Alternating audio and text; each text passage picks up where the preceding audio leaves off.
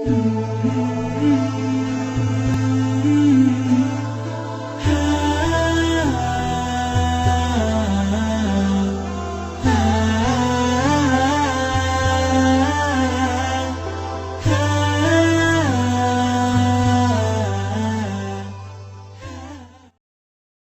Allah nitipkan kepada Anda ada anak-anak, ada pasangan hidup, ada harta benda, itu akan ditanya ketika kembali.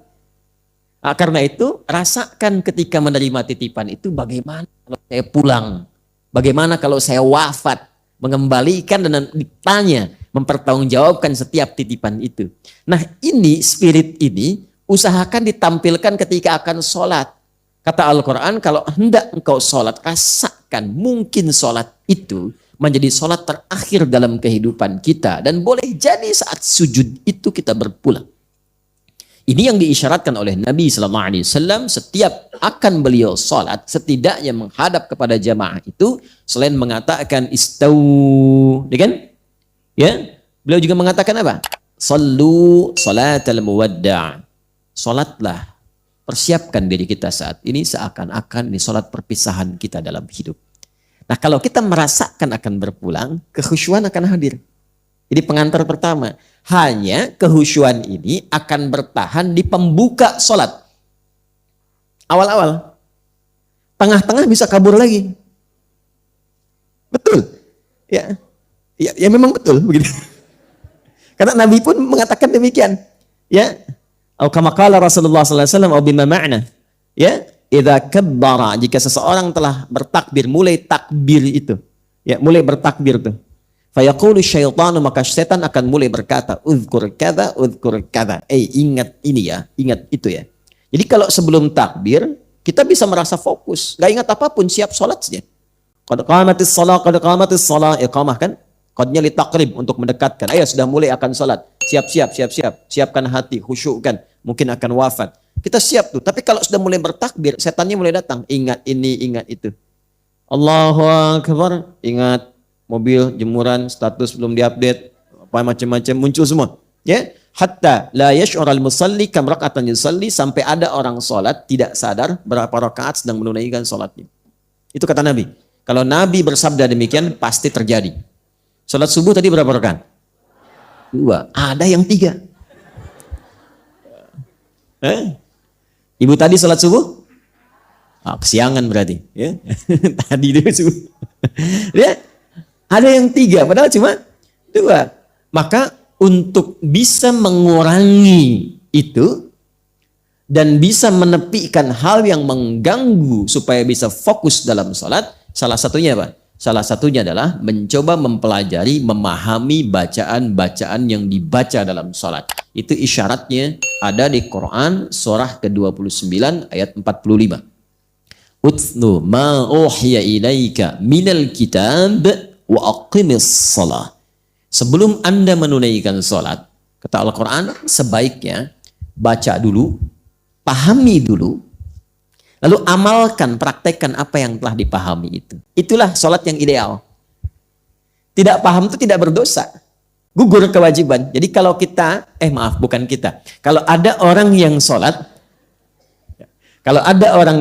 tidak mengerti, tidak paham apa yang dia baca, tapi dia benar secara fikih, dari takbir sampai dengan salam, itu menggugurkan kewajiban. Tidak dosa. Kewajiban gugur, pahala ada. Hanya kekhusyuan belum tentu diraih sempurna, dan manfaat sholat dalam kehidupan belum tentu bisa didapat. Ya, apa di antara manfaat itu? Teruskan ayatnya. Innas sholata tanha 'anil fahsya wal munkar. Sholat yang benar, yang paham bacaan ini, yang mengerti tentang gerakan-gerakan kenapa mesti begitu, sehingga saking pahamnya ruku tuh terasa nikmat, sujud tuh enak gitu ya. Sampai banyak kisah dulu kita dapati, ada orang sedang sholat, anak panah lewat pun diam saja, ya kan? Ada kan yang demikian itu ya. Terus ada kisah yang sangat viral di antara seorang sahabat itu yang terkena duri di kakinya. Ketika akan dicabut tuh sebelum sholat tuh sakit, saking sakitnya tuh sulit untuk dicabut. Ada seorang mengatakan kawannya, tenang, saya tahu kapan waktunya itu dicabut. Ketika dia sedang sholat baru kemudian dikeluarkan itu durinya itu, dan tenang saja, tidak ada perubahan ekspresi bahkan di wajahnya. Ya. Kalau mau lebih dahsyat lagi, ya Ada lagi, ini kisah nyata. Saya tidak menyampaikan sesuatu yang cerita yang aneh-aneh gitu ya. Ada kisah setelah itu, ada orang yang memang harus diamputasi bagian tubuhnya. Ya. Dan dulu kan belum ada obat bius seperti sekarang. Ya. Sampai kemudian sulit, berat, aku khawatir membuat dia kesakitan atau bahkan lebih daripada itu, bukan hanya pingsan, bisa lebih membahayakan. Tapi apa jawabnya? Dia sampaikan kepada dokternya, saya tahu kapan itu harus diamputasi. Lakukan ketika saya sholat, katanya. Tidak ada perubahan sedikit pun di wajahnya. Gitu. Baru setelah salam, pingsan. Setelah salam, pingsan. Tapi itulah sholat orang-orang dulu, kualitasnya demikian. Jadi ia mengerti apa yang ia bacakan. Bahkan baru takbir pun sudah ada getaran pada jiwanya. Itu sudah takut. Saya kan dulu pernah ajarkan di sini kan. Jadi begitu tangan mengangkat itu begini, tangan mengangkat, ini kan ada ulama yang menyebutkan di Asrarus Salah, ada kitab namanya Asrarus Salah. Ada lagi Nadharat fi Ma'anis Salah. Di kitab-kitab dari kalangan salaf-salaf dulu, termasuk yang kontemporer, mengangkat begini itu sebenarnya ada dua makna. Ya, satu, buang urusan dunia ke belakang. Jadi kalau mau sholat, dunia jangan bawa-bawa, buang ke belakang. Jangan dibawa. Yang membuat seseorang tidak khusyuk itu ketika sholat, dunia masih dibawa. Itu poinnya. Yang kedua, kepasrahan kepada Allah. Pasrah. Ini yang dimaksud tadi, wa inna ilaihi rajiun. Begitu lisan mengucapkan Allahu Akbar, dunia kecil semua, hanya Allah sekarang yang agung. Ya, tapi itu secara hikmah, kalau paham makna, itu dalam ke hatinya. Ya Allah, aku berikrar Engkau yang paling agung, paling besar, paling hebat. Tapi bahkan sebelum sholat pun, kadang aku membawa kebesaran dalam kehidupan. Merasa lebih hebat dibanding orang lain. Ilmu yang paling tinggi, harta yang paling banyak, kedudukan yang paling berpangkat. Itu hal demikian. Dan pada saat yang sama merasakan bagaimana aku kalau diwafatkan dalam keadaan sombong dan agung itu. Muncullah kepasrahan. Disitulah kemudian dia berkata, Allahumma ba'id baini wa baina khataya. Ya kecilnya pengakuan. Itu kalau paham itu begitu. Ya Allah, aku akui, aku tuh banyak dosanya. Ya. Namun aku menyadari, Engkau pemaaf yang tiada batas bagi rahmatmu.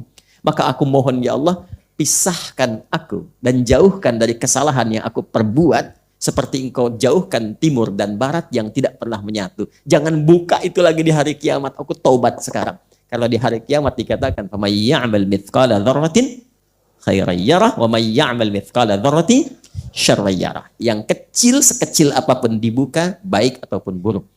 Allahumma naqqini minal khataaya kama yunaqqa thawbul abyadu minan danas. Allahumma ighsilhu bil ma'i wal thalji wal barat. Kalau perlu ya Allah, bersihkan dengan apapun yang mampu menghilangkannya, sekaligus sekalipun aku mesti merasakan dengan sesuatu yang dingin ataupun sesuatu yang berkonsekuensi lebih daripada itu. Yang penting aku taubat. Itu baru takdir. Apalagi itu dibawa dalam sujud. Nikmat. Saking nikmatnya kadang-kadang tak sadar tiba ajal dan dia wafat dalam keadaan sujud. Nah, itulah yang dimaksud kehusyuan ketika itu dipahami dengan baik.